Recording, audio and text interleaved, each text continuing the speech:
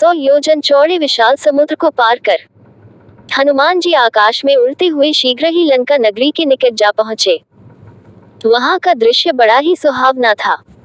चारों ओर तरह तरह के सुंदर वृक्ष लगे हुए थे, सुंदर फूल खिले हुए थे, भांति भांति के पक्षी आनंद में चहक रहे थे। शीतल मंद सुगंधित हवा बह रही थी। बड़ा मनमोहक दृश्य था।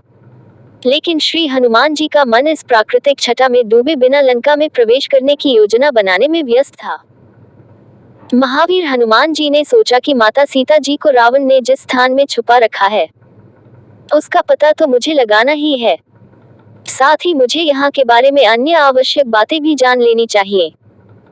मुझे यहाँ पूरी सेना के ठहरने लायक स्थान, जल फल की सुविधा आदि का पता भी करना चाहिए।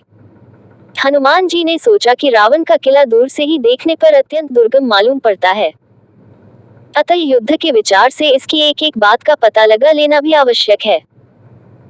परंतु अपने असली रूप में और वह भी दिन के उजाले में इस नगरी में प्रवेश करना तो बहुत बड़ी भूल होगी। इसलिए रात में सबके सो जाने पर सूक्ष्म वेश धारण करके ही मेरा इस नगरी में प्रवेश करना उचित होगा। रात हो जाने पर मच्छर के समान अत्यंत छोटा वेश बनाकर तथा मन ही मन प्रभु श्री रामचंद्र जी का स्मरण करते हुए हनुमान जी ने लंका में प्रवेश किया। चारों ओर भयानक और विकराल राक्षस और राक्षसों का पहरा था। यह नगरी बहुत अच्छी तरह बसाई गई थी। सड़कें, चौराहे सब बड़े सुंदर थे। उसके चारों ओर समुद्र था। पूरी नगरी सोने की बनी हुई थी। जगह जगह पर सुंदर बगीचे और जलाशय बने हुए थे। हनुमान जी अत्यंत सावधानी के साथ आगे बढ़ रहे थे कि लंका की रक्षा करने वाली लंकिनी राक्षसी ने उन्हें पहचान लिया। उसने आगे बढ़कर हनुमान जी को डराते हुए कहा, अरे तू कौन है जो चोर की तरह छिपकर लंका में प्रवेश कर रहा है? क्या तुझे ये पता नहीं कि लंका में घुसने वाले चोर ही मेरे आहार हैं? इससे पहले कि मैं तुझे खा जाऊं, तू अपना रहस्य बता दे कि यहाँ क्यों आया है। हनुमान जी ने सोचा कि यदि मैं इससे किसी प्रकार का विवाद करता हूँ तो शोर सुनकर बहुत से राक्षस यहाँ इकट्ठे हो जाएंगे, अतः मुझे इसे बेहोश करके आगे बढ़ जाना चाहिए। ये सोचकर उन्होंने बाएं हाथ की मुट्ठी से उस पर प्रहार किया। उस प्रहार से वह मुंह से खून फेंकती हुई बेहोश होकर पृथ्वी पर गिर पड़ी, परंतु शीघ्र ही पुनः उठकर खड़ी हो गई।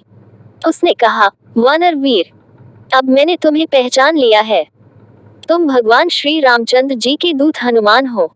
मुझसे बहुत पहले ब्रह्मा जी ने कहा था कि त्रेतायुग में हनुमान नामक एक वानर लंका में सीता जी की खोज करता हुआ आएगा, तो उसकी मार से बेहोश हो जाएगी।